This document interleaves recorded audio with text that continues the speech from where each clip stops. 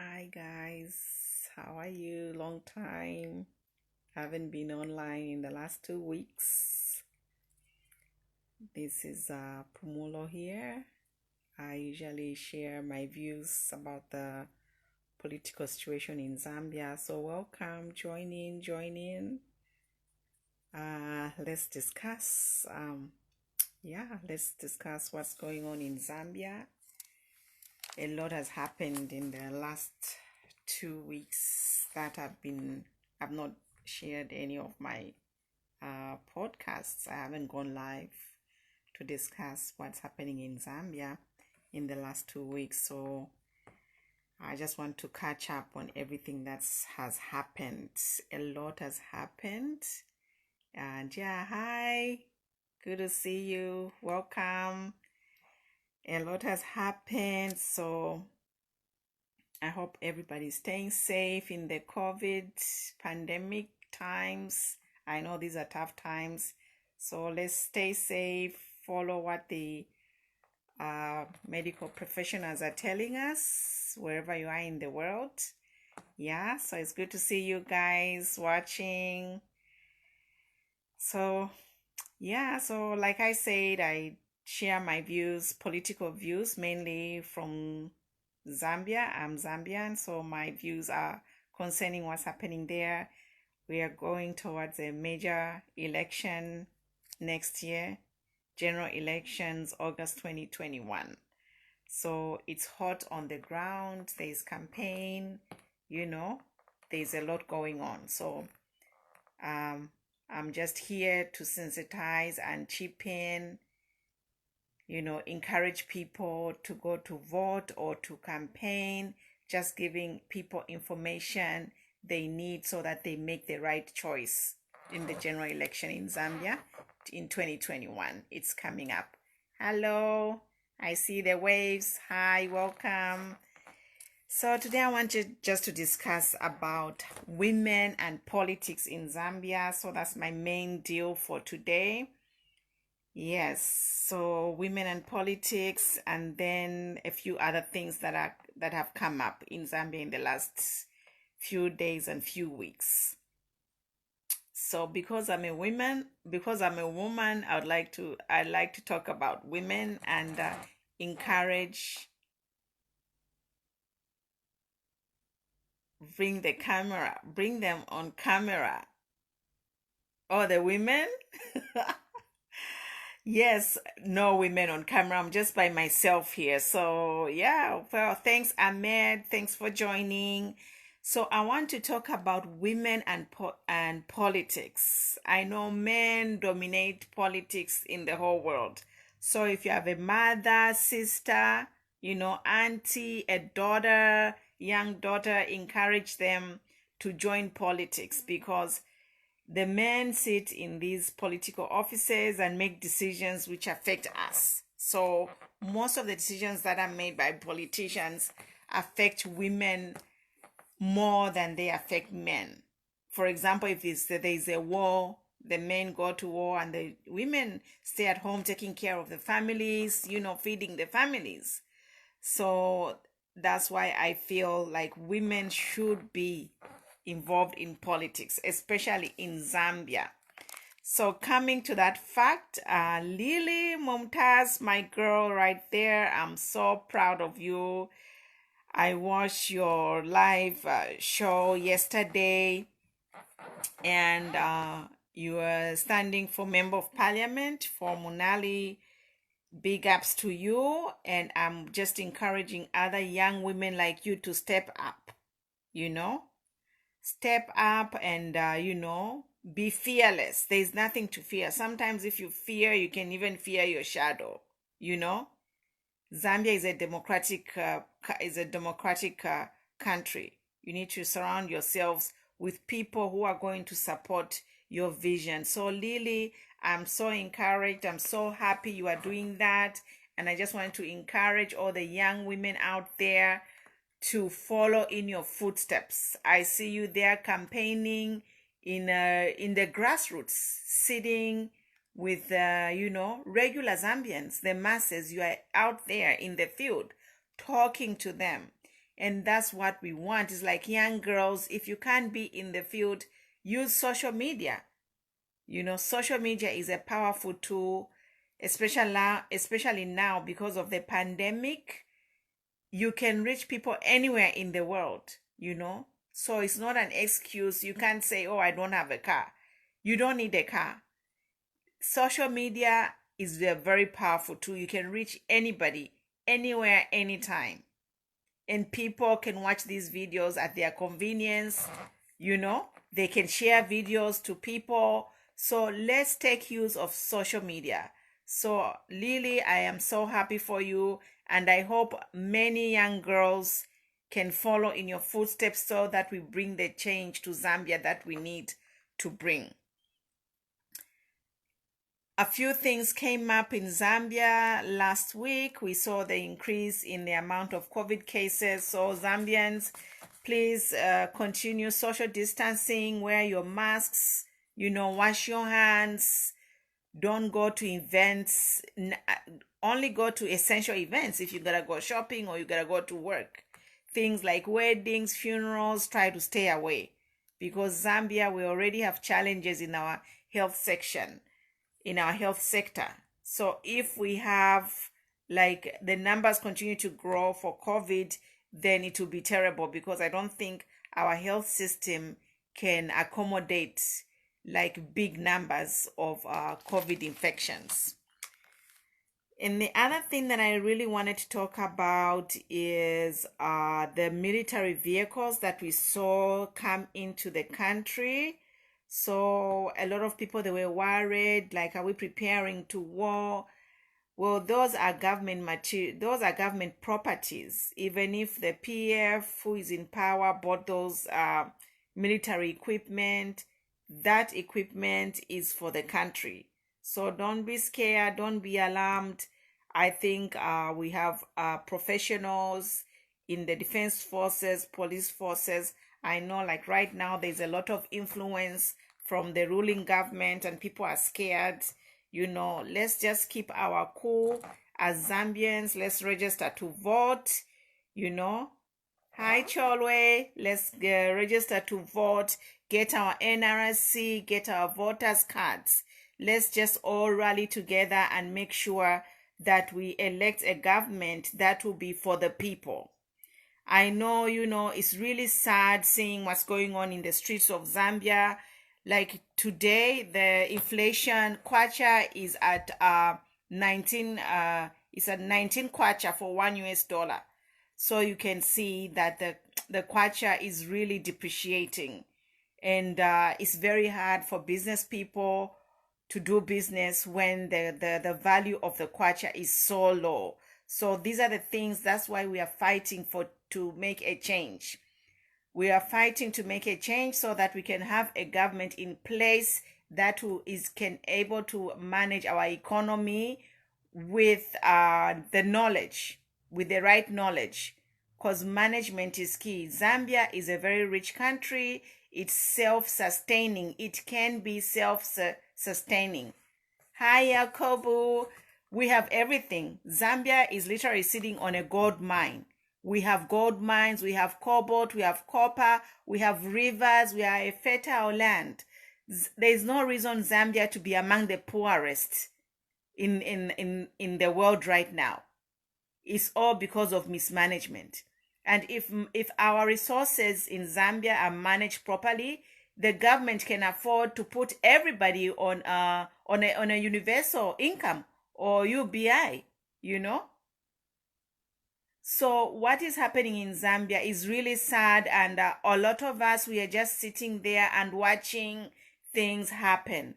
So one of my reasons I do this podcast is just to encourage people, and let's all come together. Let's contribute. Let's be a voice together. There is power in numbers. Hi, Lister. There is power in numbers. So my women out there, Lister, join in, do a podcast, do something. Let's sensitize our people. I know I'm non-partisan. I'm don't belong to any political party in Zambia, but I know when things are going wrong. And sometimes if you're neutral, you can give the right advice. So ladies, all my girls out there, let's do something. Let's join in and talk to our people. Let's be involved in politics of Zambia, because I know people are scared in Zambia. People are really scared because they don't want to be targeted. So I think we just have to be fearless, like Lily said it, you know. If we have fear, we are not going to get anywhere. We must be prepared to die for our country. Our freedom fighters, they died to get independence for Zambia. So if we just sit back and let things go wrong, then we have lost it. We are not going to have a country to live for our children or grandchildren. That being said, Zambia is a very peaceful country. Zambia, we have a lot of intellectuals. So let's use our minds to come together. Let's join together. The one thing that's disappointing is like there is a lot of political parties. So that will in turn split the votes. So I'm just urging all the politicians, if they can unite, just form one political party. And this political party, we are not fighting an individual. We are fighting corruption. We are fighting corruption to build a better Zambia. We want patriotic Zambians to be in office who are just looking there to serve the people. We don't want people to go to office to be rich. And that's the problem. Most of these politicians, they are going there to be rich and have thousands of dollars in their accounts, stealing from their own country. So this is wrong. That's why moving on the next election, if we identify leaders, they should be patriotic leaders who are willing to work for the people, serve the people, not for their pockets. This election is about the people. It's not about a personality. It's not about HH or Lungu or the other politicians. No, it's about bringing Zambia back, bringing the decency back to Zambia, so that a regular Zambian can afford to live in a decent house. We can have clean or running water. We can have electricity 24/7. Currently in Zambia, I went to Zambia November. Out of 24 hours, we are only getting electricity for 4 hours. How is that possible? When at the same time, Zambia is exporting electricity. It's been very hard for businesses in Zambia, families, everyone. This load shedding is a nightmare. So these are the things that we want to fix by electing a government for the people. A government that will feel for the people, a government that will bring prosperity, a government that will bring hope to the people. That's what we want. We want leaders who will talk with sympathy. We want humble leaders. We want humble leaders. I saw last week there was one of the ministers saying that 2 million kwacha is pocket change. How can a minister say 2 million kwacha is pocket change when a regular Zambian people are out of jobs? They have no bank accounts. They don't even have money. There was also the thing of like, they were saying they're going to be fining Zambians 750 kwacha for not wearing a mask. And then I saw a video of some guy saying we don't have that fine, we don't have that 750 to pay for the mask fine, and we don't have a mask because we can't afford one. So what has happened to the government distributing these masks to everybody? Masks have not been distributed nationwide. And these are the concerns we are talking. It's like, you can't be talking to fine people, but you have not provided them what they need before you talk about fining. This government has all been fining and taxing people, wheelbarrow tax, road tax, now there's a mask tax. It's like, what is the problem? You are getting money to provide these services. So where are you taking the money? That's why we need to elect a government which is accountable to the people. If they receive donations from international donors or local companies, local investors, let them use those monies or funds to the right cause. You know? So that's what I wanted to say today. Is just like, let's stay encouraged. Zambians, we have work, you know? Let's be on the ground. If you can't be there physically, and because of COVID, our movements are restricted, let's use social media. Let's use social media to campaign and give information that we need. I know some people, they are still supporting PF. PF have failed, you know? Some people are like, oh, PF, they have built roads. The roads are only in the urban areas. What about the rest of the country? Even in Lusaka, it's only certain areas in Lusaka that you see development. If you go in some areas of Lusaka, they have nothing, you know? There's nothing there. Hi, Doreen. Good to see you. You go to certain areas, just 30 minutes from maybe Arcade, you go in another direction, Mandevu, it's deplorable. That's what we are saying. Let's have a balanced opportunities for everyone, equal opportunities for everyone, you know? Only PF cadres have jobs. Actually, they don't even have jobs. They are handing them out money. What is that? Hi, Karim. And that money they are handing out is our money. It's our money. It's the money they are supposed to buy COVID supplies for everyone. They take that money and hand out to their cadres. So that kind of politics, we don't want it, because it's a politics of segregation. It's a rule. The type of ruling is divide and rule. They are dividing the country. They have split the country into two. I saw a video of a kind of a grandpa saying that we don't want Lungu because he has divided the country into tribalism. How can you take Zambia and split it into two? When Kenneth Kaunda worked so hard for one Zambia, one nation. No, we are refusing the politics of division, tribalism, of violence. We are refusing them. And the politics of where only a few people are benefiting is out, you know? In other parts of the world, everybody has enough food, water, electricity. They are fighting about other things. But in Zambia, people have no food. Food is there, but it's expensive, you know? People don't have money. They have no jobs.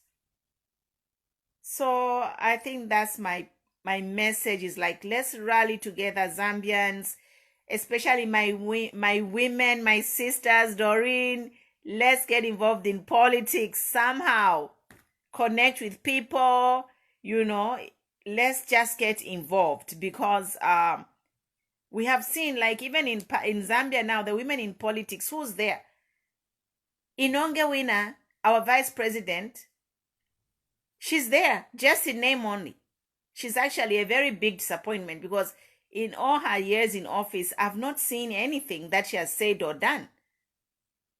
I remember the days of Vera Chiruba. You know, Vera was the first lady, but she did a lot. She encouraged us. We saw her going to Shangomo, doing a lot of things. Just, she had her feet on the ground. But the vice president of Zambia right now is a woman. I don't see her doing anything. I've never heard her do anything. I just see her in pictures, you know. So we need strong women. We women, we need to stand up and fight for our country. Yeah, we need to. It's about time. Hi, Dress. So that's my 2 cents for today. I'll see you next week, and stay safe out there. Bye-bye.